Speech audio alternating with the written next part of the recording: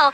But Team Moon, 48%. Congrats, Team Moon. Go today. Team Moon. All right, again, thank you to everyone who participated. We were the real winners of today, though, those who got a show. But we're going to send it back over to Indianapolis for another really important interview.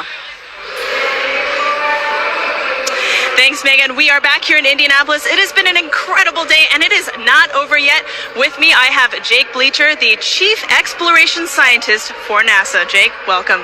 I could not be happier to be How here. was that eclipse for you, really quickly? That was amazing. It's getting warm again. I still have my fleece on from when we were in totality.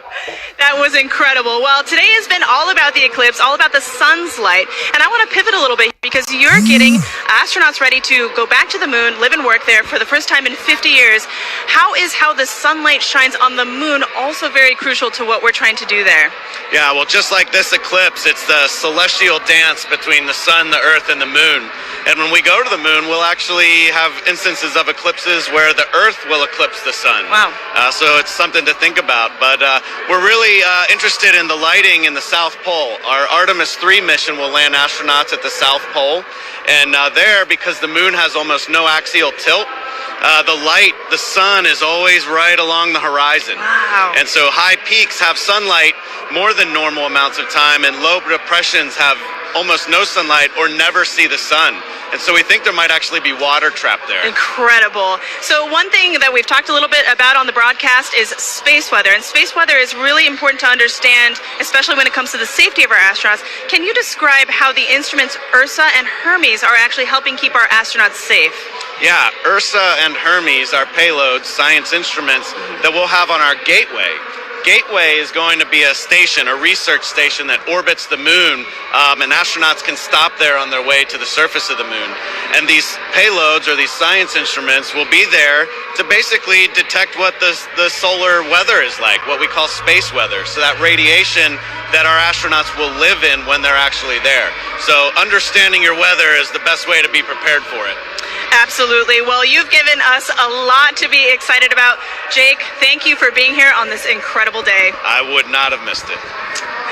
Well, folks, that is all we have from Indianapolis. Thank you for joining us. It has been a wild ride, pun absolutely intended, and we've had an amazing time. So from all of us here, back to you guys. Thank you, Lauren. I did enjoy your pun. And now back here in Cleveland, we are joined by Jimmy Kenyon, Director of NASA's Glenn Research Center. Thank you for joining us and for hosting us, really. Absolutely. Thanks for having us here. Well, so yeah, Glenn Research Center is right here in Cleveland, Yep. just down the road. The only NASA center in the Midwest, the only one in today's path of totality. Literally everything aligned for us to get a great show here. Absolutely. And it has been such a great show here. You could not have asked for better weather. And it's springtime in the Midwest. That's always a little bit of a debate, but you could not have asked for better weather. What a great outing. We're here with our partners at the Great Lakes Science Center, and which hosts our visitor center, so where the people are. And, Yep. and just a great opportunity to have everybody here and connect them with what we do. Yeah. Yeah, you hosted this wonderful 3-day event here and invited the community and all your visitors in to come and explore and learn a little bit about Glenn. Why was that important to you? It's important, but, well, as you know, having a total solar eclipse pass over your community is, for most people, a once-in-a-lifetime opportunity. But to have a total solar eclipse pass over a NASA community like Right. Cleveland, Right. that's even more rare. But what it does is it creates such a great opportunity to connect people with what we do. Everybody is here paying attention to our planet, paying attention to the moon and the sun, and how all of these things work, our solar system and our universe. And that just gives us a great opportunity to say, this is what we do. Right. And connect people with that. And you can't pass that kind of an opportunity up. Right. And speaking of all, like you said, the science, all this discovery that we're enabling today by the eclipse, let's talk more about the science, I know that nothing flies without Glenn. That's what you love to say, Jimmy. That's so right. Can you explain the center's critical role within NASA? At NASA Glenn, we work on aircraft propulsion, spacecraft propulsion, power for both aircraft and spacecraft, communications. We also work on materials and testing in extreme environments, but our core competencies of power, propulsion, communications. No aircraft and no spacecraft flies without those three things, and they never will. And so NASA Glenn is literally part of virtually every NASA mission. Well, Jimmy, thank you so much. I really appreciate you being here and again hosting us. This was a wonderful event. I know so many people joined us here and really enjoyed it because we were watching, we were looking out at the crowd, Yeah. lots of smiles. So really, thank you so much, you and the Great Lakes Science Center. And thank you for being here and being part of this with us and really putting NASA and NASA Glenn on the map here for us. Thank you, Jimmy. Thank you. Thanks so Thank you. much. Have a great day.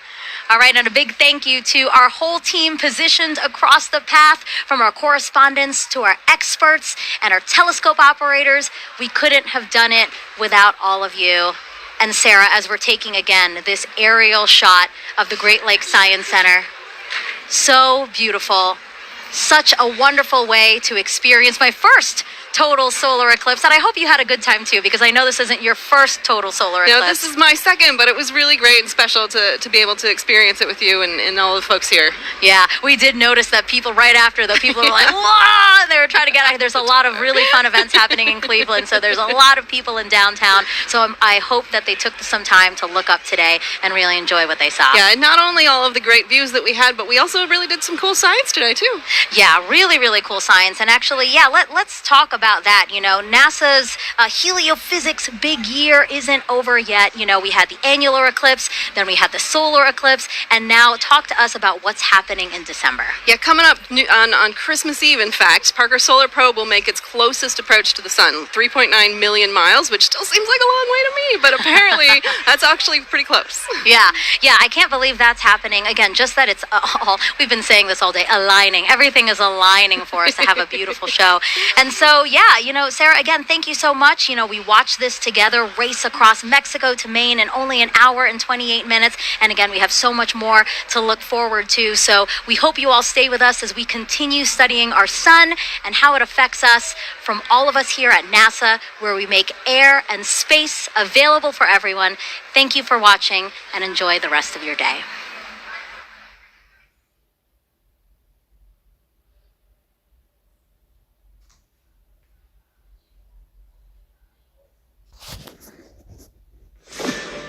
We are one of 100 billion stars in a vast galaxy, but for all of human culture on Earth, one sun that nourishes us all.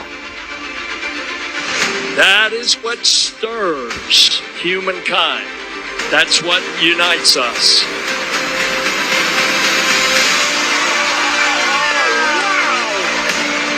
Experience the wonder, the beauty, and the power of our star.